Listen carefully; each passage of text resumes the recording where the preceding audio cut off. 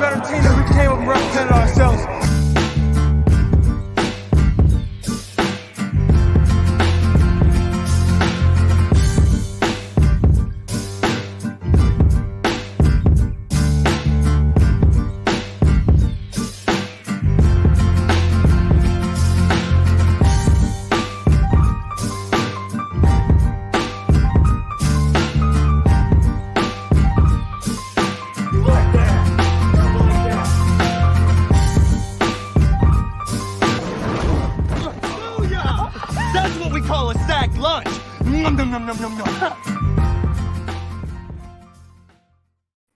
What's up, everybody? Oh man! Oh my goodness! All right, I'm down. I'm winded already. I'm already winded. So we're gonna pull the curtain back just because that's what we do on this show.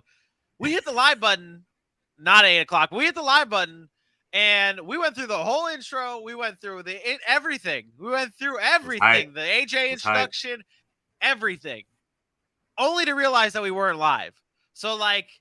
Excuse me, pardon me if my what's up, everybody, was a little bit lackluster. But welcome into the Sac City Podcast. I am your host, the one and only Vinny Milani, joined by your boy, and I won't be lackluster on this one. He is the reigning, the defending, undisputed, somewhat heavyweight valedictorian of the show. AJ Johnson. Bruce Buffer, I'm coming for you. I feel you though. I was like, I was probably at like a 7 there. You know, the first go round, we both hit a 10 without question. Yeah. It takes a lot to get right back there, you know. Yeah, that was tough. It's tough. It was a tough go. It's a tough go, but we've got a great show ahead of us to pick ourselves back up. The draft has come and gone. What a weekend. What a past 3 days it was. Thursday, Friday, and Saturday covering the draft and going through everything. And good times. Good times. A lot of work. It was. A lot of effort went into it. It's over with now. And the only thing to do now is to recap it and cover everything that happened and give you our reactions and give you our takes and give you our thoughts. We're not just doing it in one show. We're not just doing it in 2 shows. We got 8 shows. We got 8 shows coming up just for you guys recapping the draft. But no, it's not as simple as that, AJ. It's not as simple as that. No. Because we got 4 live shows. Ooh. And we got 4 days worth of content only on YouTube. That's going to be out for everybody. Smooth. So if you are used to watching this show live, every Monday, Wednesday, and Friday at 8 p.m. Eastern time. Maybe it's on YouTube. Maybe it's on Facebook. Maybe it's on Belly Up Sports TV. Maybe it's on Twitter. However you watch us normally, you might not get some of these shows because the happening is on YouTube. We are going to be releasing exclusive content, exclusive draft recap for specific divisions on our YouTube page. So be sure that you are subscribed.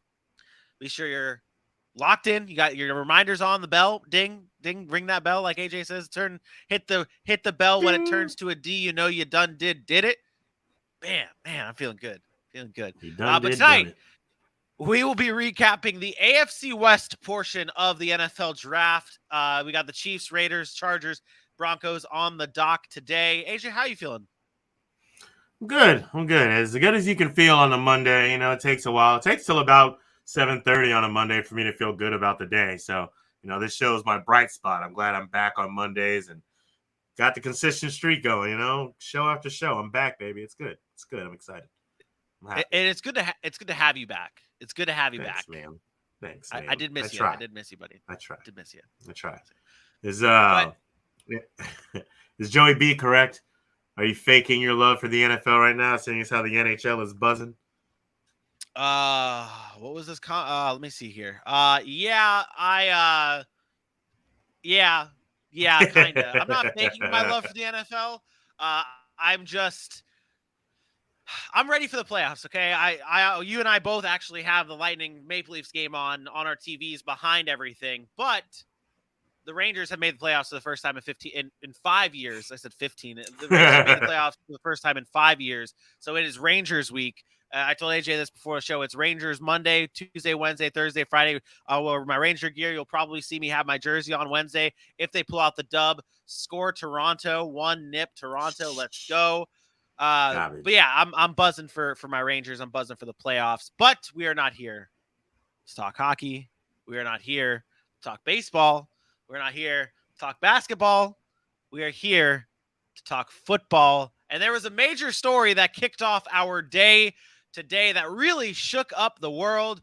DeAndre Hopkins, star wide receiver for the Arizona Cardinals, has been suspended 6 games for violating the NFL substance.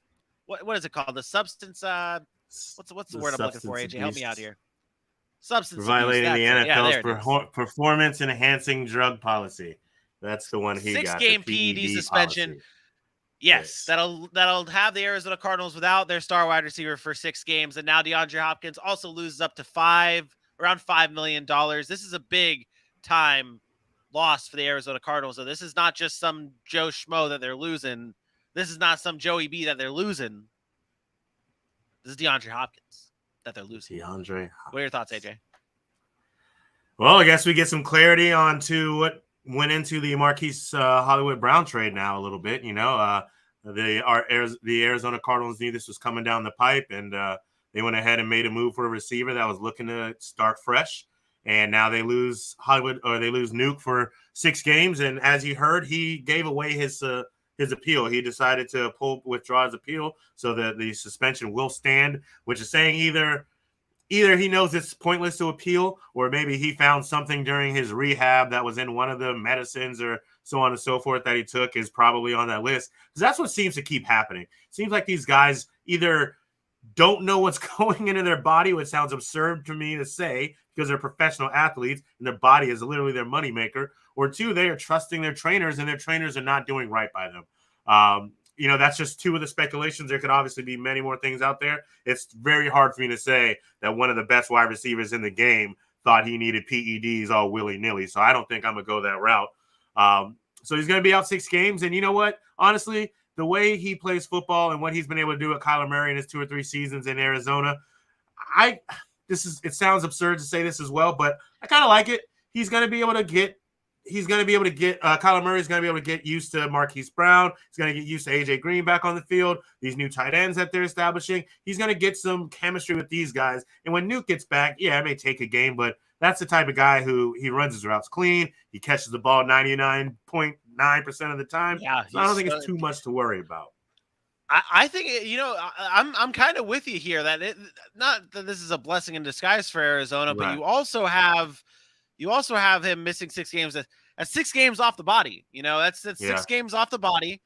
And then you also have those 6 games where not Christian Kirk, Hollywood Brown is your number 1 wide receiver for you to be able to get reacclimated for Kyler Murray and Hollywood Brown.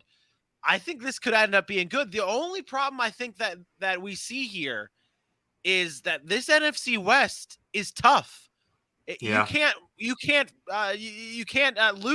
games. It's harder to make up these games if you fall behind. San Francisco's good. The Rams are obviously the defending Super Bowl champions. Seattle's a thing, but not really a thing. But you're battling San Francisco. You're battling the Rams. It's like you do not have time to lose. Yeah. So that is going to be the biggest challenge for the Arizona Cardinals now without DeAndre Hopkins. There was another big-time story that hit our news waves this morning. The Honey Badger has finally found his home, really back at home, with the New Orleans Saints, where he played his college ball for the LSU Tigers. They have signed Tyra Matthew, the safety who formerly was with the Kansas City Chiefs, to a 3-year, $33 million contract, including $18 million fully guaranteed. This deal brings the Honey Badger to New Orleans.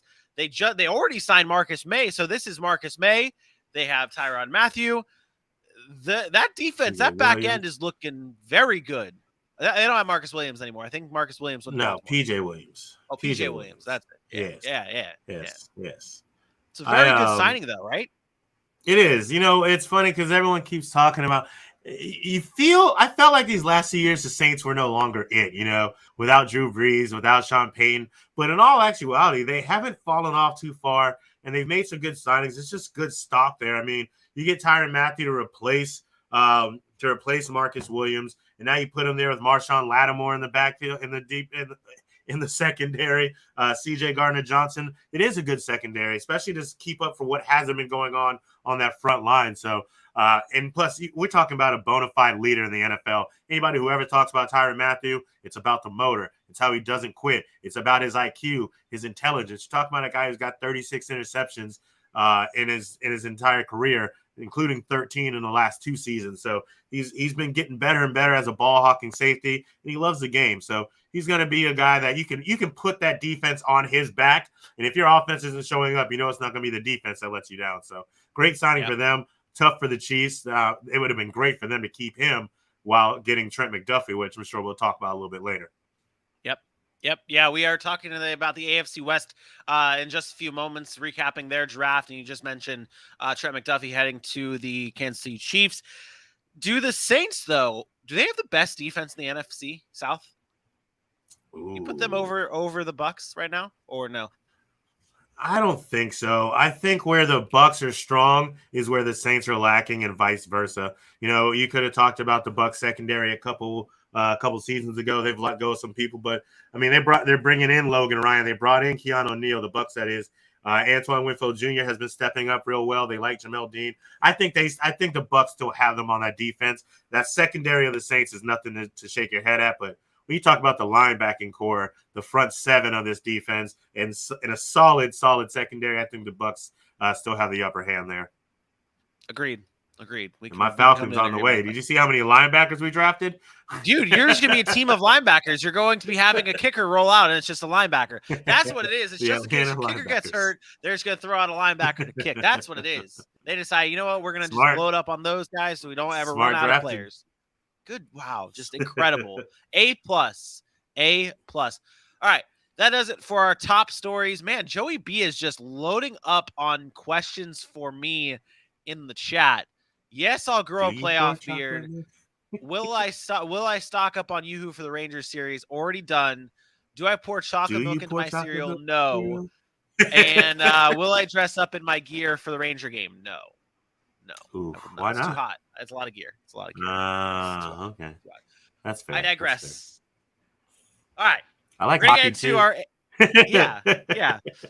We're gonna enter our AFC West draft recap in just a few moments. But AJ, you got to load up those beautiful golden pipes of yours and tell people at home where they can follow us at.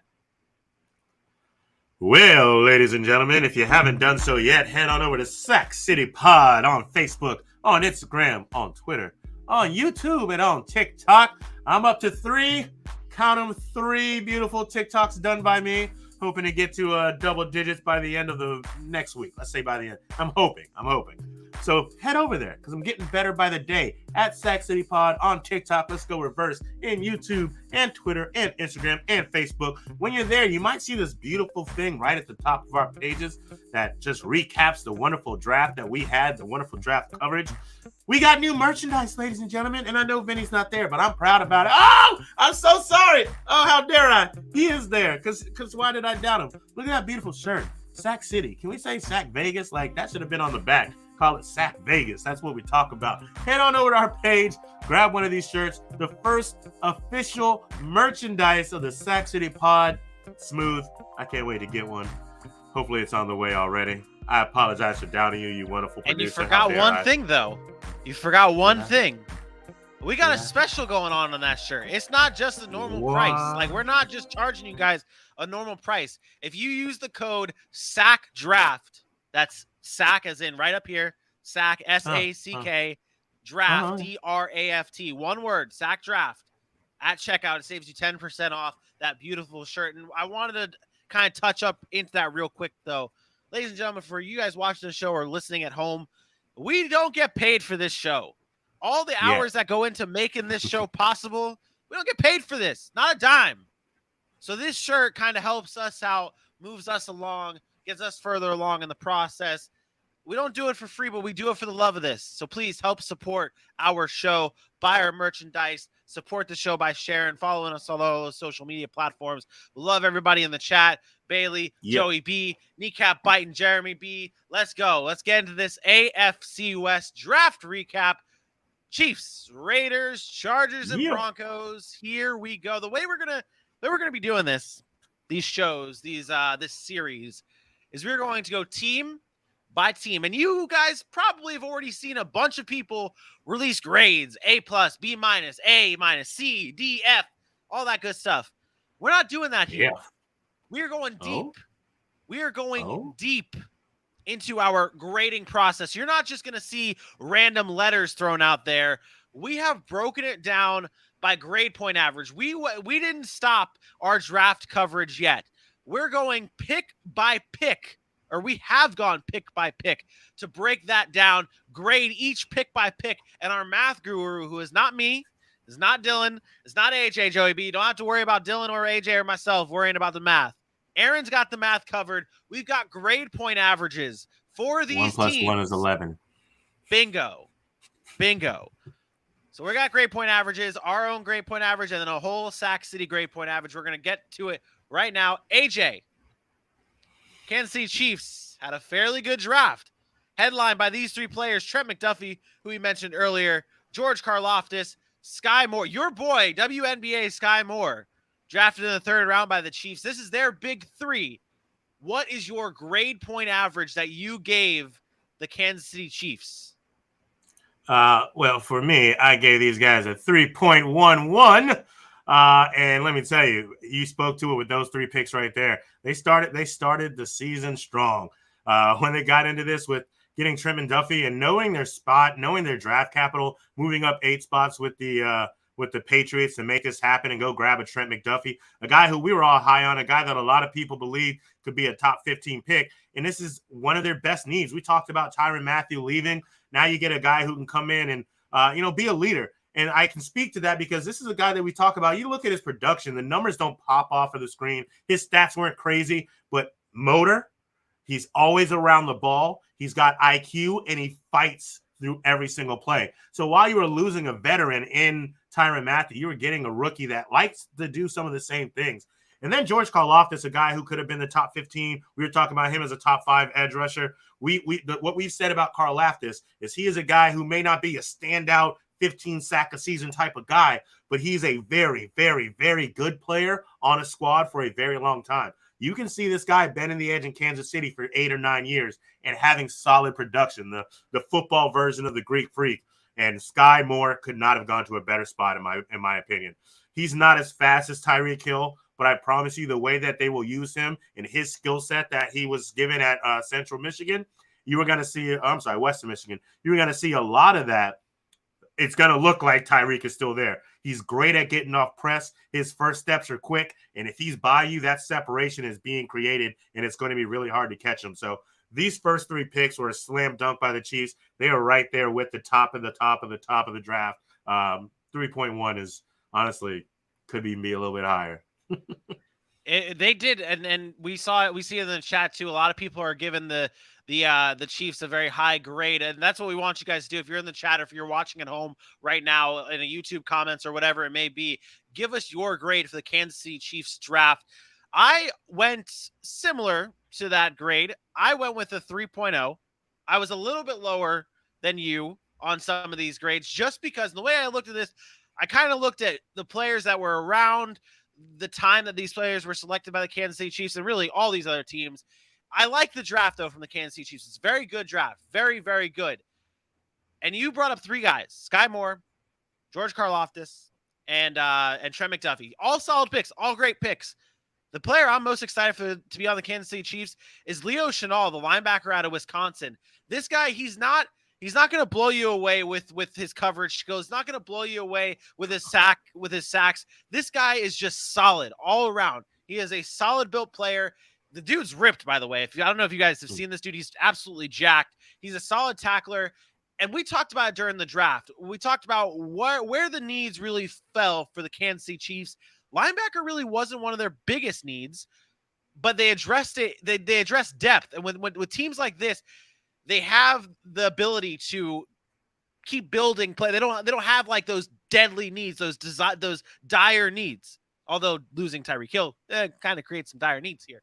But they go out and get Leo Chenal in the middle rounds, who's going to be a great depth linebacker for this team. We mentioned a few players for this draft being the guys that are just going to have like solid 10, 15-year careers.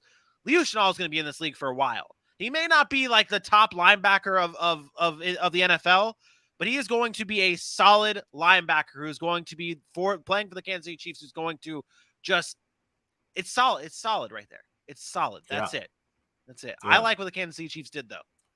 Two other late moves that I really liked from them. The drafting of Darian Canard in the 5th round. To me, that's a steal. We talked about this guy being really, really good. I think we had a 3rd round grade on him, and we thought a lot of people liked him better.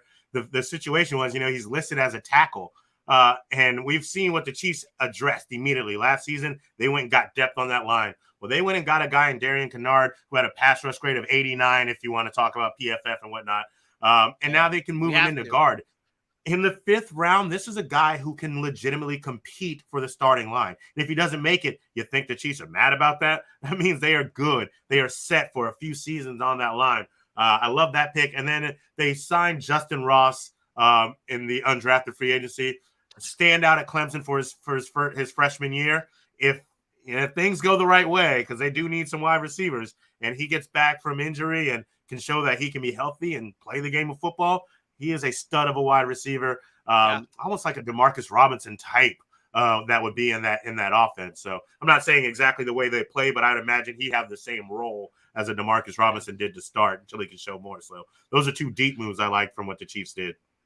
We've talked about this before with like certain players in this draft. We've mentioned it with like a John Mechie, like guys who got hurt, that if they didn't get hurt, they'd be high. They'd be 1st round type of guys. Justin Ross could have been a first round, 2nd round type of guy if he didn't have all these injury concerns. And it's fair concerns. It's what made him go undrafted. But the Chiefs, you're right, might have found a diamond in the rough here with a Justin Ross. You guys know I'm fairly high on him as well. He's a good player. He's got the potential, and every wide receiver that's going to come through Kansas City automatically gets a bump up because you have Patrick Mahomes throwing you the ball. It's plain and simple. I'll be shocked if Sky Moore ain't. Oof. I'm telling you. Is this people are going to be, I know I can see it now. And this is not me saying this. This is me trying to get into the head of the Chiefs. We know what happened on our draft coverage on Friday. I can see it now in the comments pouring in. Sky Moore is going to be the next Tyree Kill. He's like the exact fit. What do you have to say to those people? Yeah. Listen. There is no speed of Tyree Kill. He is one in a million. The only other guy I know is Usain Bolt, and even he ain't trying to race the cheetah. No offense to the great Usain Bolt. But I'm telling you, when you watch this guy, no, he's not going to blow by everybody when they've got the angle ahead of him, but he will dust some people. And if you go and see his highlights, there's 2 or 3 plays where you watch him take his first step off the line in press coverage, and they are beat from the moment the ball is snapped.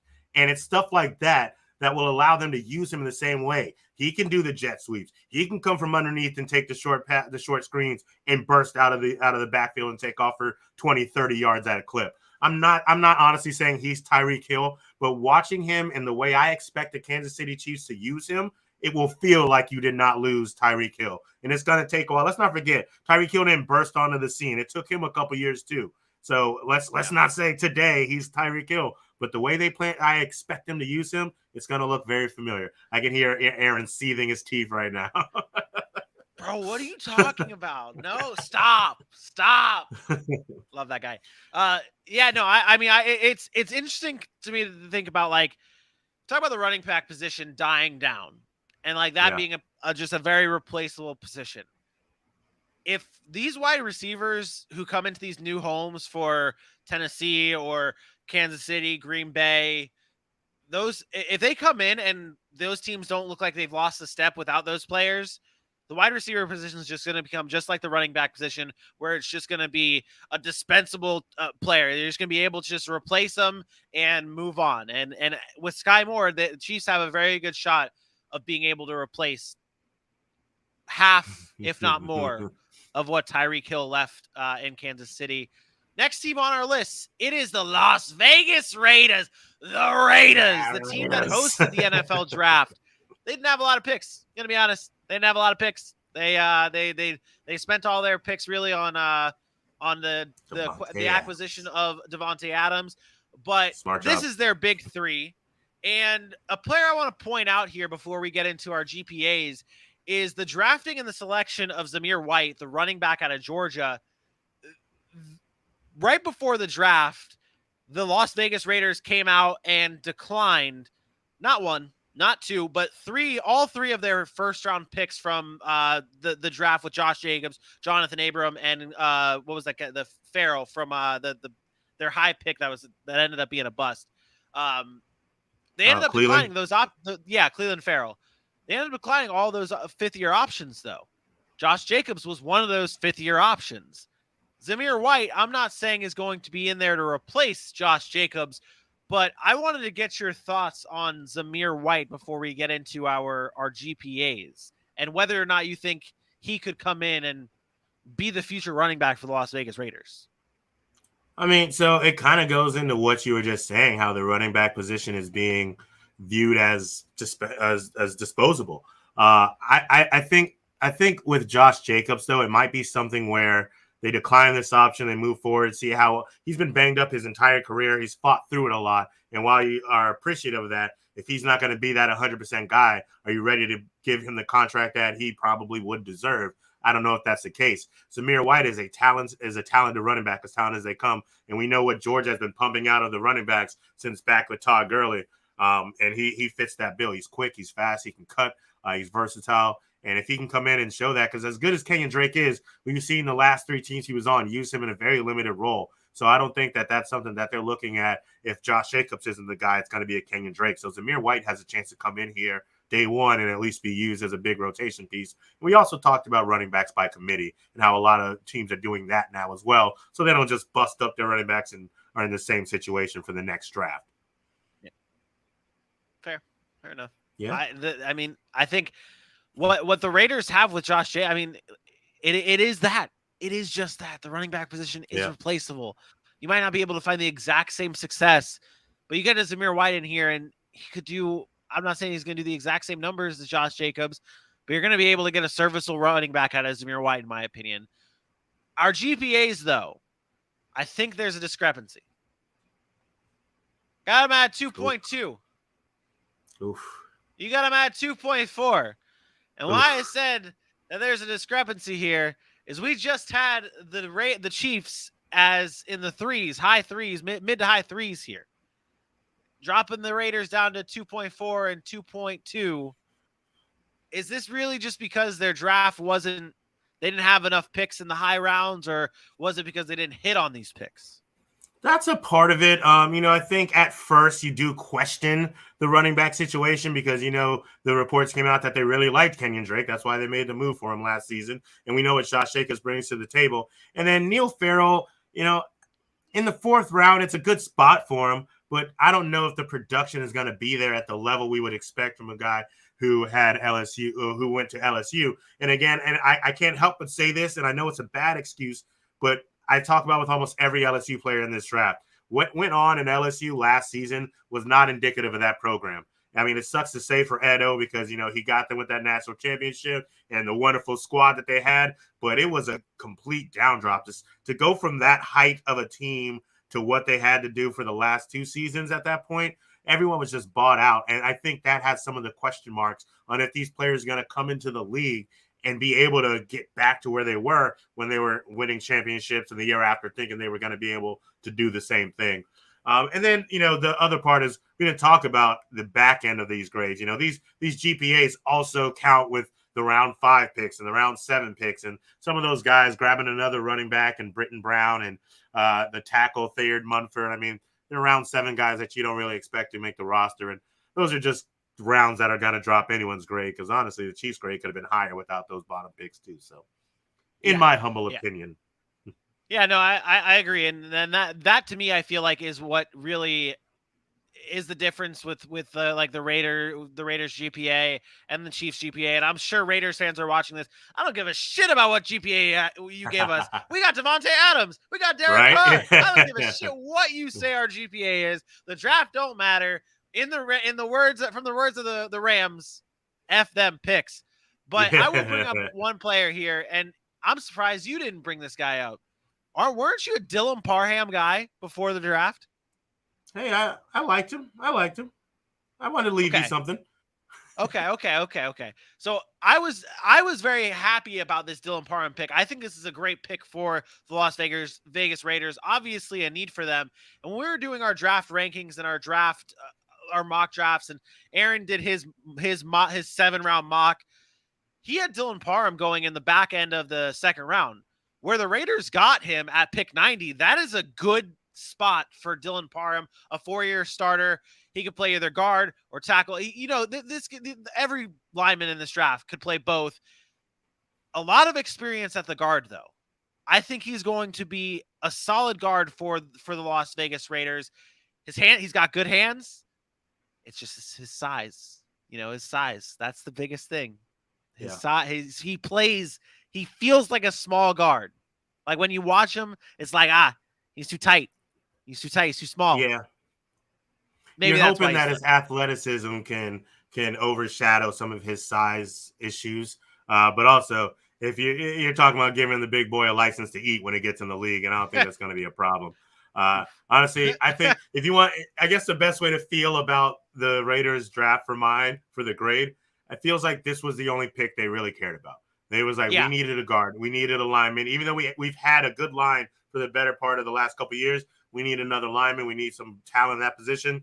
And then we'll go and add some pieces that we think can help us in the future. So that might kind of be where I'm at on the Raiders as a grading scale, so to speak, for lack of better words and off the dome speaking. Words are hard. They are. So the Raiders get a 2.4 and a 2.2. We move on now to the Los Angeles Chargers, who I thought this was really funny. They tweeted out, all the teams tweet out like what their selections are. Obviously, they let everyone know. They do like a fancy graphic. The Los Angeles Chargers did a fancy graphic for drafting Khalil Mack with their second-round pick because they obviously sent their second-round pick to the Chicago Bears to acquire Khalil Mack. So they literally they grabbed an old image from Khalil Mack when he played for Kentucky, and they were like, with our second-round pick, we select Khalil Mack. And I was like, that is absolutely genius. Although you can't do that, that's not how it works. Right. It was absolutely genius. Yeah. These are the big three, though, for the Los Angeles Chargers, headlined by Zion Johnson. AJ, Zion Johnson was arguably the best pick in the first round. We talked about it on Friday's show, that this was one of the best picks right here. Why is Zion Johnson so perfect for the Los Angeles Chargers? Yeah, we talked about him possibly going to like the Bucks or maybe even the Cowboys in the late 20s. And, the Chargers were listening. They went and grabbed him at 17. They needed help on that offensive line. Not that it was horrible, but it definitely is going to help Justin Herbert do some of the things he does best, buying him time to sling that ball around. Zion Johnson is just a man amongst boys. Great hands, great leverage, understands the blocking schemes that he has to do. Wonderful in the pass off. I'm saying if he gets his hands on you and it's enough to stop it, he'll make sure his guy next to him is just as healthy as the other. He understands how this line works as a unit. Putting him in at guard, another guy who can play tackle if necessary. I don't think they're going to need him to do much of that. This was a pick that they needed, and in my opinion, it was a slam dunk. I had them slated to get Trevor Penning at 17. I thought he'd be a good fit on the other side of that tackle, but I mean, taking a guard, he can lock down one side of the line. And now Austin Eckler has some boys to run behind. Justin Herbert has some rollouts to get behind where he can throw to those tight ends the way he likes to do. Great pick. Zion Johnson, smart player out of Boston College. They're going to enjoy him a lot there. Back-to-back seasons, they get a really good offensive lineman in the team picks. You mentioned he's going to be able to. Austin Eckler has him to run behind. Well, who else? Who is going to be able to run behind Zion Johnson? Their, fourth round pick? Yeah, their fourth round pick, Isaiah Spiller. This is a guy that I was very high on throughout this draft process. I thought he was up there with a Breece Hall, up there with a Kenneth Walker. I didn't have him on that level, but I easily thought he was the third best running back in the draft. He went later than the third best running back in the draft, and he's a perfect fit for the Los Angeles Chargers team. That you do have Josh Kelly, but that's it. You have Josh Kelly and you have Austin Eckler, and we know Austin Eckler has his injury concerns, and I'm not blaming or saying that Austin Eckler is bound to get hurt.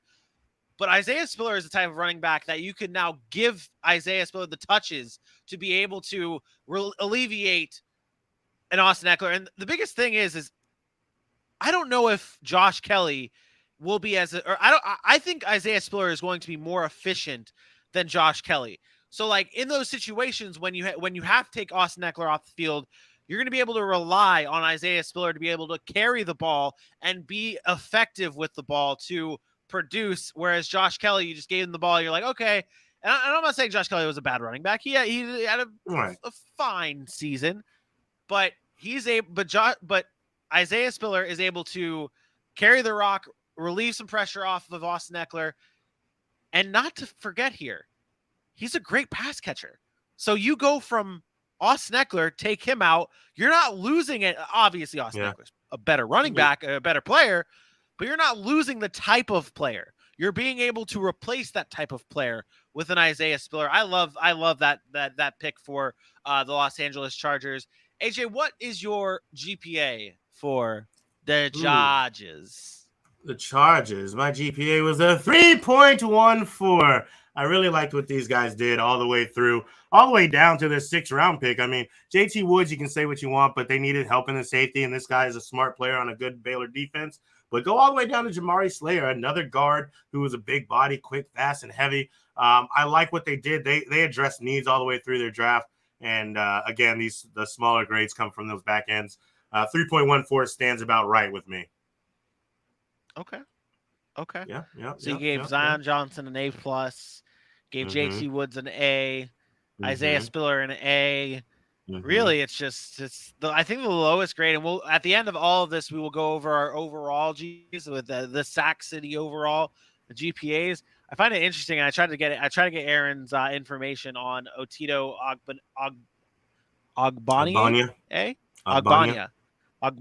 He gave him a D for that draft, so I'm interested to see what he says maybe on a Wednesday. Interesting, because he was all about him.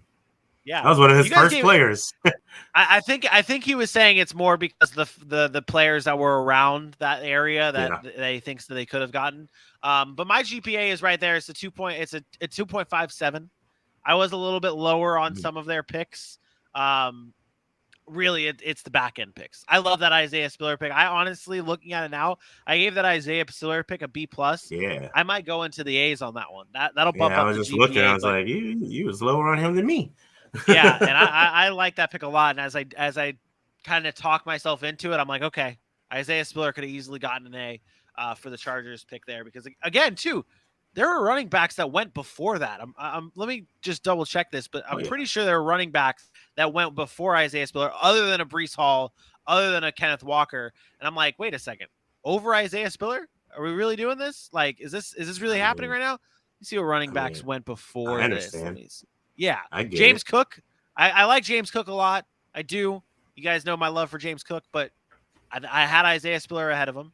And let's see who else went ahead of him. Let's see here. I guess no other running back. So it was just Rashad White. Rashad White, the running back out of Arizona State, went to Tampa, and then Tyra.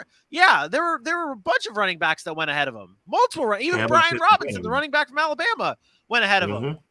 That's that's a steal for the Los Angeles Chargers to be able to get Isaiah Spiller right there in the 4th round. Unbelievable. Yeah, it was a good one. They forgot to. Some people slept on my guy and let the wrong team get him, and I'm very sad about it because now he's not going to look great going to that squad. But Pierre Strong Jr. going to the Patriots, ridiculous. Gross. He went before. He didn't go before. No, he didn't go did before Isaiah Spiller. Yeah, no. What a terrible draft for the. He did. He did right? Go. Let's see here. Isaiah Spiller went in the 4th round. Let's see here. No, Pierre Strong went after him 4 picks later to the Patriots. That's it. Right after Isaiah Spiller. Zamir White, Damian Pierce were both 4th round running back mates. went before Isaiah Spiller. Tyrion Davis-Price from LSU went to the 49ers before him. LSU loves those hyphenated running backs, Clyde Edwards-Helaire. Running backs. Yeah, the hyphenated running backs. Wildness. Yeah. I would say 1, 2, 3. I would say 5 running backs should have went before Isaiah Spiller, and where 8 did instead. So, in my opinion. So you had Isaiah Spiller that low on your rankings? Yeah. Breece Hall. It's I mean, you could say it that way. It's just that I had other guys that high. Breece Hall, Kenneth Walker. I like James Cook ahead of him. Okay. I would have liked Pierre Strong ahead of him, but it didn't happen that way. He went just below it. And I think Dameon Pierce should have gone ahead of him as well. Ooh. Dameon Pierce was averaging like 5.4 yards a carry.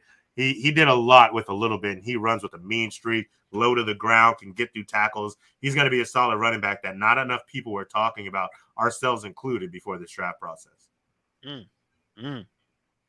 Where'd he go? He went to the Texans. Hey, man, he has a shot to be number 1. He has a shot to be the RB1 there. He has a shot. All right. Last team on the list here is the Denver Broncos. And, this is another team that kind of, you could say, they trade a lot of their picks for Russell Wilson. But I believe didn't Denver trade it back into the second round? Yeah. So I don't know if they traded back into the second round or what it was with the Russell Wilson trade, what all went into that. But they were in the second round, and they selected your boy, Nick Bonito, the linebacker out of Oklahoma, followed up by a tight end that I've seen people have him as the number 1 tight end in this draft. And then Damari Mathis at the cornerback. Really, it's headlined by those 2 guys right there, Nick Bonito and Greg Dulcich. I really like Greg Dulcich a lot. Yeah, I've seen a lot of his tape. Like I said, he was ranked as the number 1 tight end by a lot of people over a Trey McBride. His production at UCLA obviously wasn't like what people were loving, but he brings what Denver could like. And we've said this on many shows. I don't think Albert O is going to be the guy. And Dulcich at 6'4", 243 is going to fit perfectly, I feel like, in that Nathaniel Hackett offense. Blocking, not really his thing. Receiving is his thing, and that'll fit perfectly, in my opinion, in that Broncos offense. What was your GPA for the Denver Broncos? My GPA for the Denver Broncos was a 2.5, and honestly, with what they had, they should be happy. It's just like any other team that has given away a lot of draft capital to do something big in free agency. You have to hit where you can, and I think their first 2 picks were really good.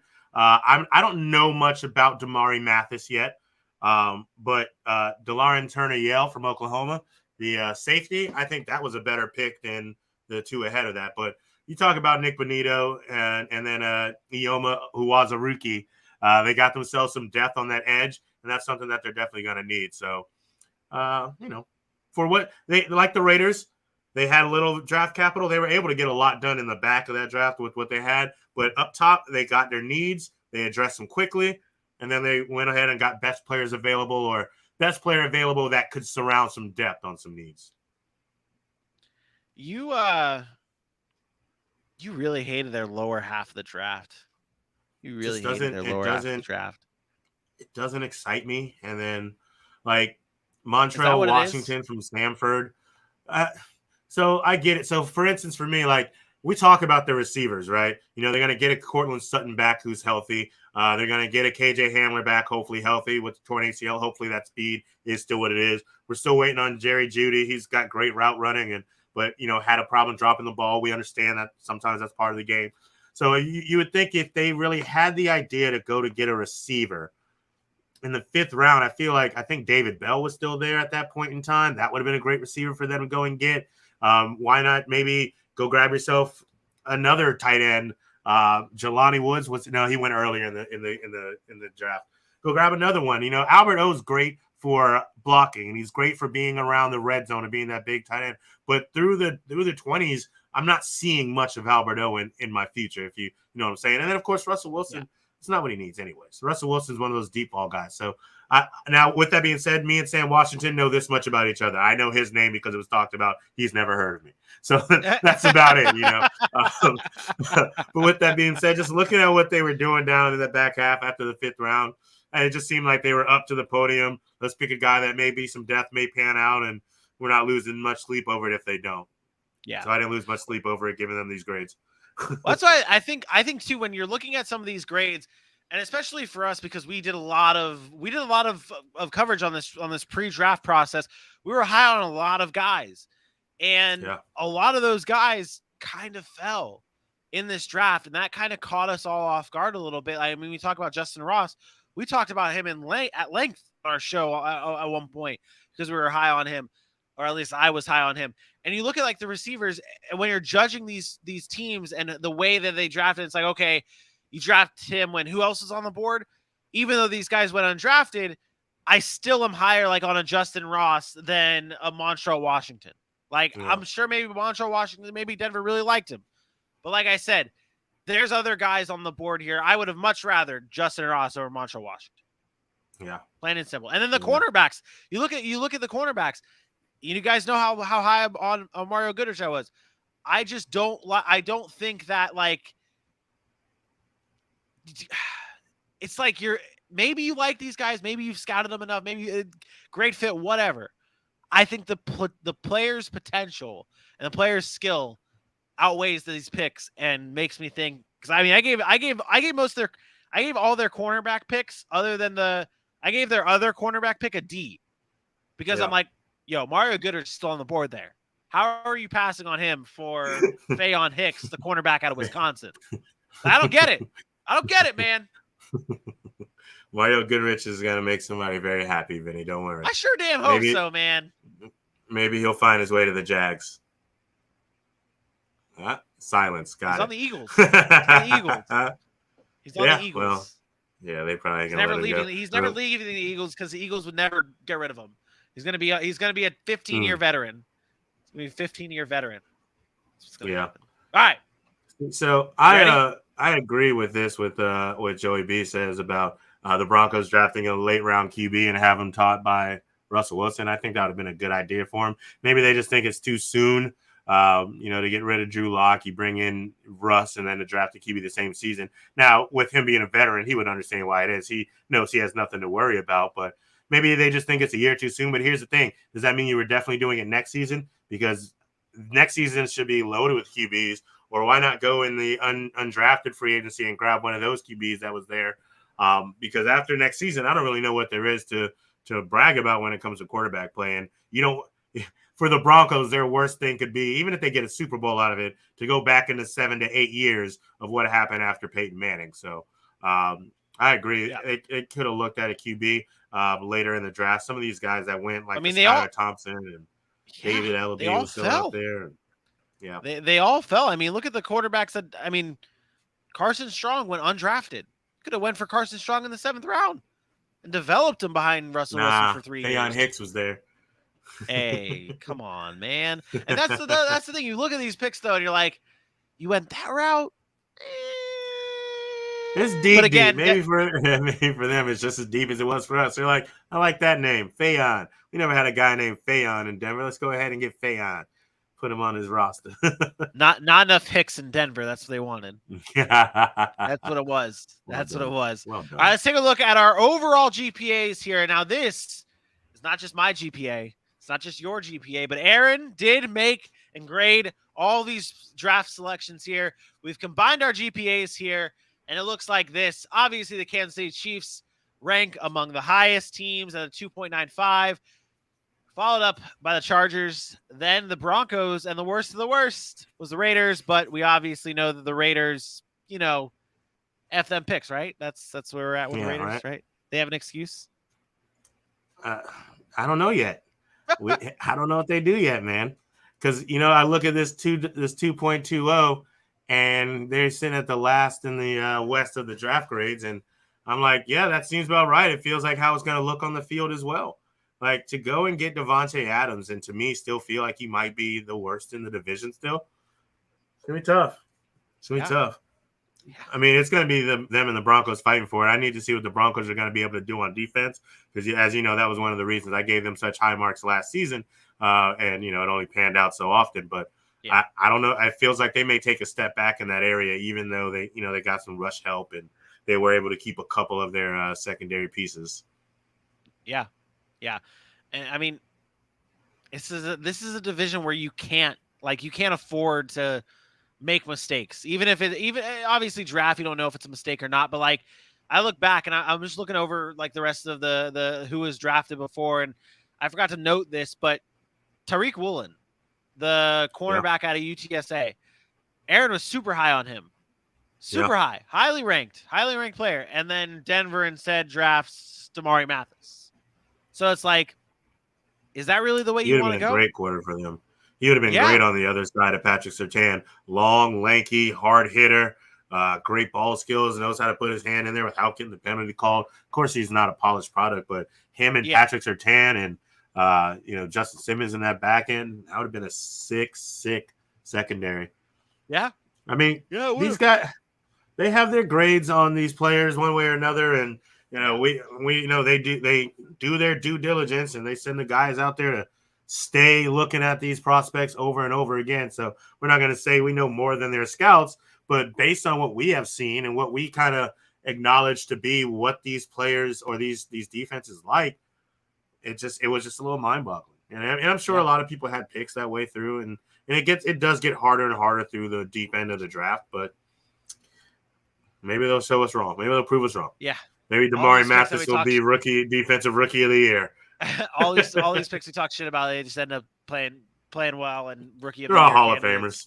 10-year vets, Yeah, that's what's going to end up happening, What was the best pick, you think, out of all these NFC West teams or AFC West teams? What was the best pick? Oof. This is not Nick fair Benito? for me. Nah. I think it's easy. I think it's Zion Johnson. It's a layup. It's a layup to be Zion Johnson. That's because fair. I mean, we talk about all on this show. Protect your investment.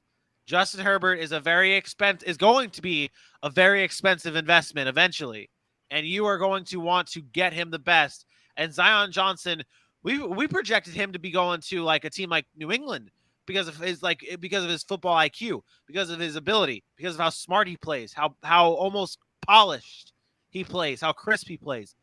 You get that in Los Angeles now.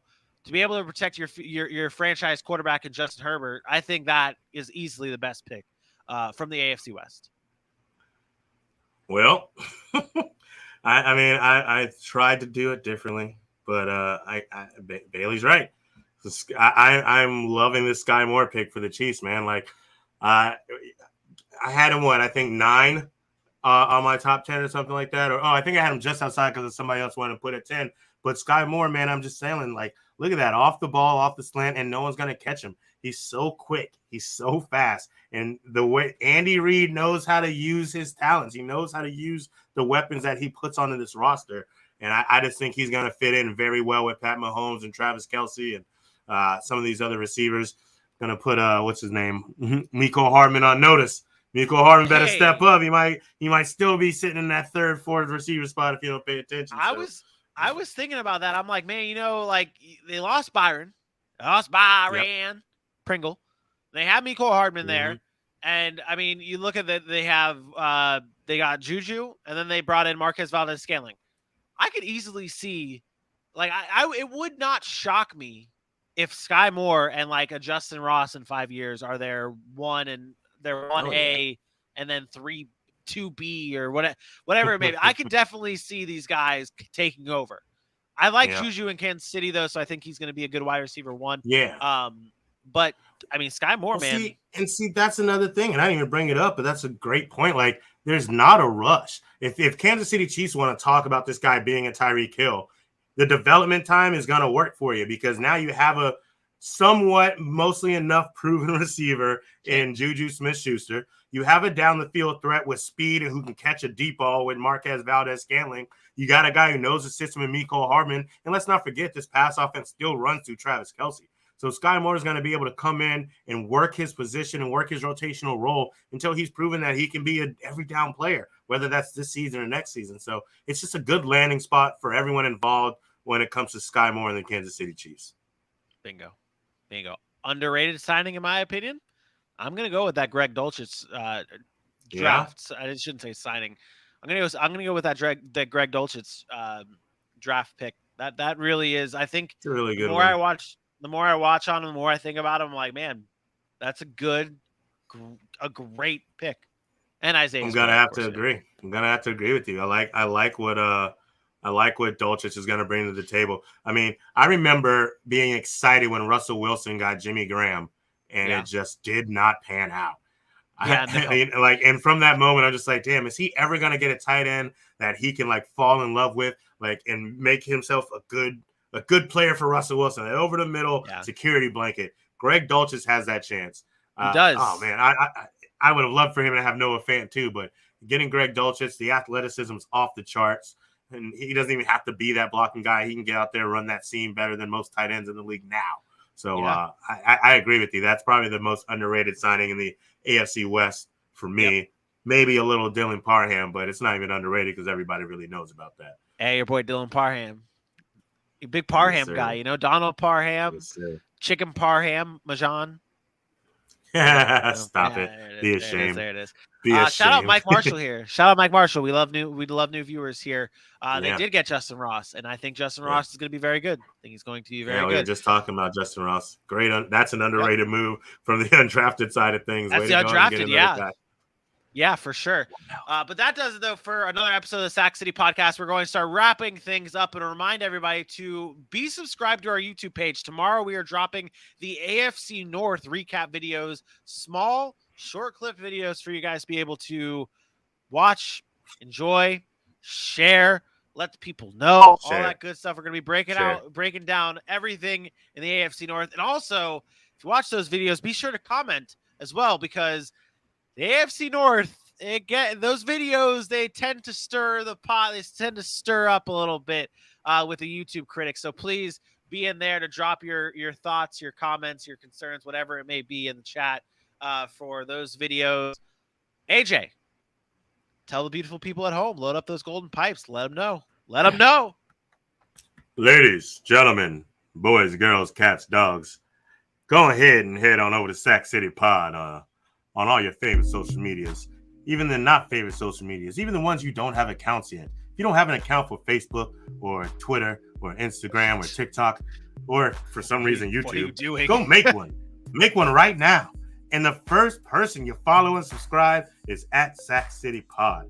And whether you love it, whether you don't love it, Sac City Pod. That should be the only reason you have some of these social medias, is to love, follow, and share Sac City Pod. So go ahead, head on over to Facebook, Twitter, YouTube, Instagram, and TikTok. Find Sac City Pod. Hit that like, hit that share. Come join the city. Come be a part of Area Code. And once you're there, go ahead and get yourself some of this commemorative items known as the Sac City Draft Special T-shirt. Welcome to Sac Vegas, baby. Sac City Pod. You can go get that if you go and get, what was it? Sac Draft? Sac Draft. So to make it easy for you guys, we're giving you 10% off. We're trying to help you guys save money on this special edition shirt. This is limited time. This shirt will not last long, okay? It's selling like hotcakes, and we did not make that many of them. So get it while you can. Head on over to the link that's on all of our social media pages. It's bonfire.com/shop Sac City. It's very simple. bonfire.com/shop Sac City. You find this shirt there. Help support the show. Use the promo code SACDRAFT to save 10% off. Again, this shirt is all over our social media pages, pinned right at the top, so you cannot miss it. Tomorrow, we will be on YouTube with our AFC North draft recap. Until then, for your boy, AJ Johnson, for myself, me, this is the Sac City Podcast, and we will see you tomorrow. Peace out.